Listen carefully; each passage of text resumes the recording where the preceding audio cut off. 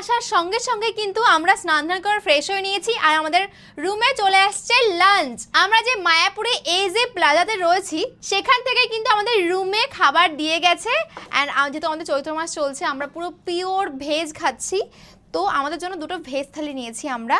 তো কাছে আসো হৃদয়, এবার থালিটা দেখাও যে কি কি আইটেম রয়েছে আজকে এই ভেজ থালিতে। এখানে রয়েছে আলু ভাজা, পটল ভাজা, ডাল, এঁচোড়, একটা পাঁচমিশালি সবজি, মিষ্টি, চাটনি, পাঁপড়, স্যালাড, ভাত আর একটা কাঁচা লঙ্কা।